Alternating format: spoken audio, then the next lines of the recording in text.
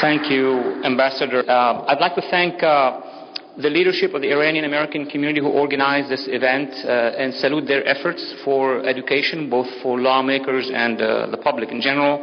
Just came back from a meeting in Paris. It was a fantastic event. I, for the first time, who have been part of similar events for the last 10, 20 years, have never seen former prime ministers, former ministers, lawmakers, heads of democratic movements in the Arab world sitting next to each other. When we left in Iraq at the end of 2011, early 2012, we were supposed to leaving Iraq to a coalition of various Iraqis. But the public, many politicians, leaders, of course, parts of the administration realized that Maliki was not really the prime minister of all of Iraq, maybe on paper. He was the prime minister of the pro-Iranian forces inside Iraq. It is now coming to reality. Another shock is happening is the extent of Iranian presence in Iraq.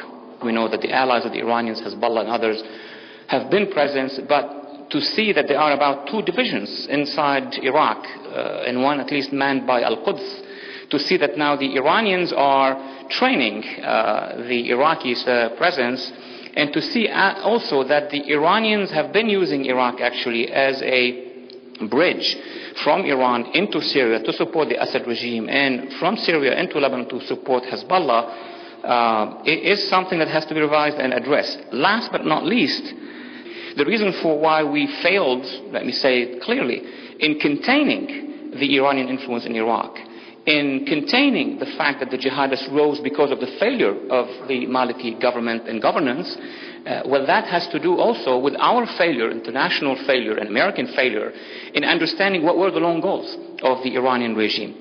So let me move to the strategic mistakes we made since 2003, because that was the time where we were in Iraq. And being in Iraq, we could have driven Iraq or helped Iraqis to drive their country and politics in one or the 2 directions. Now here's the big deal. There was Ashraf camp.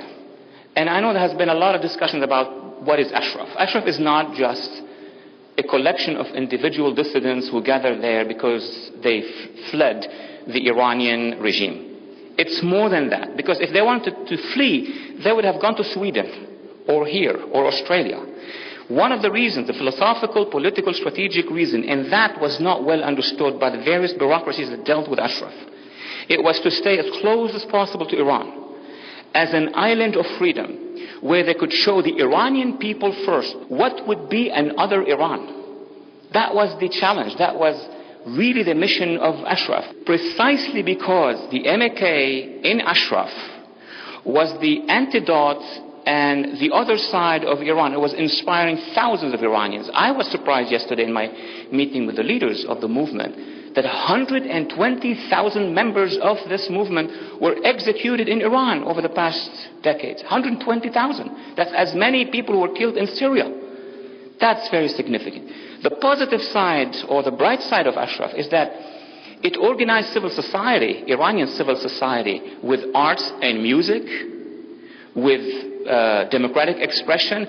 People in Iraq would visit Ashraf as an oasis of how political life should be in the region. Ashraf probably was the only place where it could reflect a level of civilization, at least in politics and in culture, if I'm not extreme in that statement, until the Arab Spring. If I was a decision maker at the time, I would have created or helped Iranian exiles to create 10 Ashrafs. That was the Iran that we wanted to see, ready to move into Iran when a shock will begin in Iraq. And it did start in 2009. So in 2009, and that was the essence of my remark, when 1.5 to 1.8 million Iranians walked on the streets of Tehran and other cities, by the way, 60% of them were under the age of 20. But we should have empowered them to become what de Gaulle was to the resistance of France when under Nazi occupation, meaning the force that could, once there's a change in Iran, be organized enough to help in changing that regime, because that should have been our policy. Between 2009 and 2011, the end of 2011, that was a critical moment. There was a letter sent by President Obama to the Grand Ayatollah Khamenei in 2009, in June of 2009, which declared actually an intention of engagement So very few at the time observers understood that this is a real shift in American foreign policy. Now, in 2011, the critical moment was we left Iraq before we do two things. Number one, leaving Iraq in the hands of a coalition of moderates. We leave Iraq into the hands of a government headed by Mr. Maliki, who is a strategic ally of the Iranian regime. If we don't understand that phenomenon, then we can't understand much of what has been happening in Iraq.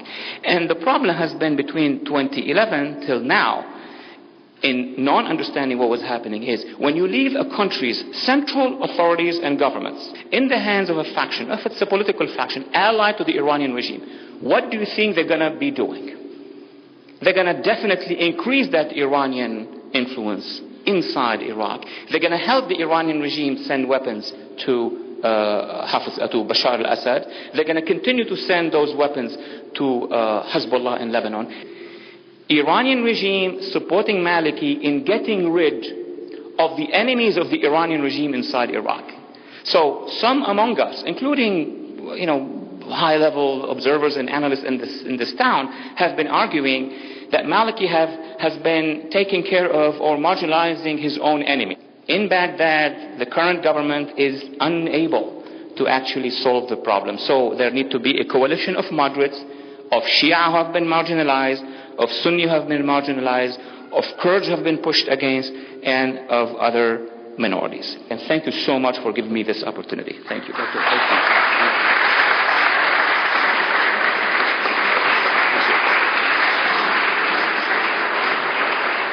Well, thank you, Mr. Ambassador, and thanks to you folks for sticking it out this afternoon. I'm going to talk to you about two things. The first has to do with the Iranian-American community and the MEK, and by association, the people who are now at Camp Liberty.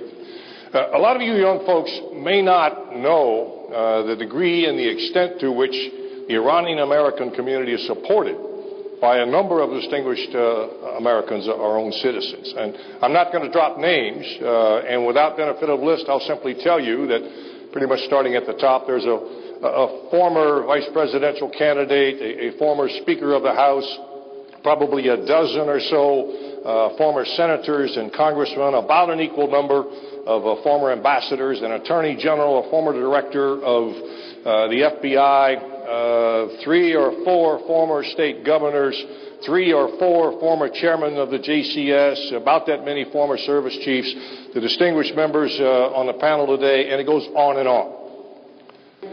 Ladies and gentlemen, the United States of America made a promise. I was on the ground when we made the promise to the people who were finally assembled at Camp Ashraf. There were some in my sector, there were some elsewhere, but they were assembled at Camp Ashraf. There were no weapons inside that compound. And we did so, again, with a promise. We, the United States of America, by extension the United States military, will protect you. That promise has fallen on hard time to conduct their bloodletting. And that has simply raised the ire of a number of those people I talked to you about, saying, hey, we made a promise. It's a legal document. And yet we're doing nothing as these types of things are taking place under this Maliki government.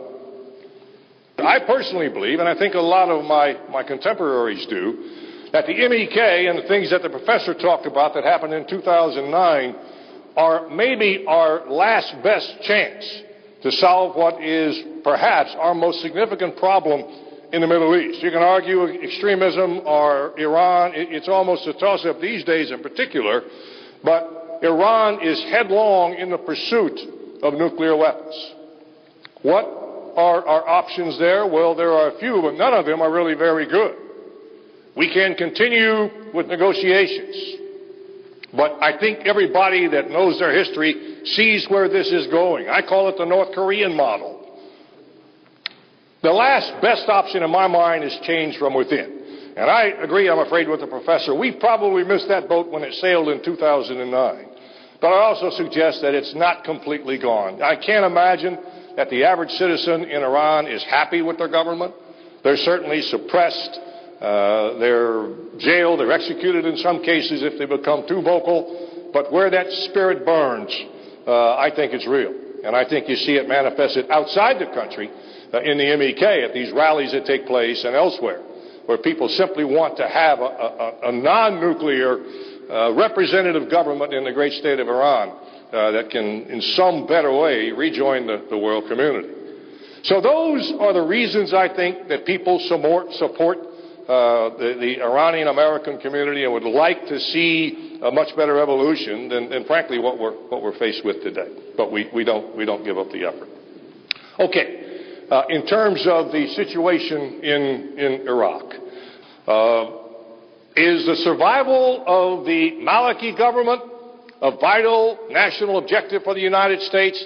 I certainly hope not, because in my mind that government simply needs to go away for something much more inclusive and representative.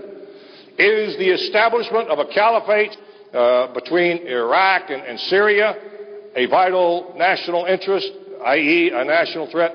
Absolutely. We and the rest of the Western world, I don't believe, can let that happen. I don't think the Arab world can let that happen. That Sunni tribal leadership doesn't believe for a moment in the extremist ideologies. They have sampled a good life. They don't want to go back to 11th through 15th century laws that would govern their people. If we're going to do something, in my mind, the first thing is the Maliki government needs to go away. And there needs to be some indication that it is a cohesive and collective government that is there for the good of all the Iraqi people. Thank you.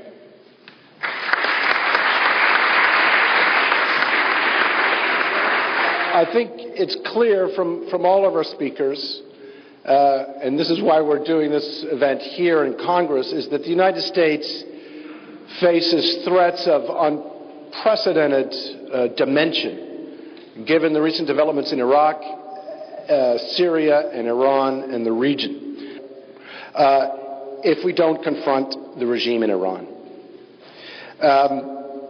There is no prospect for peace, for progress, for stability in the region if we give the Iranian regime a free hand to make trouble in Baghdad, in Damascus, in Gaza. And therefore, instead of appeasing the clerical regime with sanctions relief and trying to get a nuclear deal, we should be confronting them in a number of ways. First and foremost, by supporting a responsible, democratic, credible opposition. Fact of the matter is, there is serious dissension, serious unrest, and serious dissatisfaction within Iran with the leadership that they have been burdened with for over 30 years. And second of all, outside of Iran, and both inside of Iran, there is a credible organization that helps channel that dissent, which is the NCRI, or the Mujahideen al-Khalq, the symbol of which is Ashraf and liberty, which we've talked about. And, you know, as the person who announced protected person status for these people by the United States government, it is painful for me to see the abdication by the United States of their responsibility towards these individuals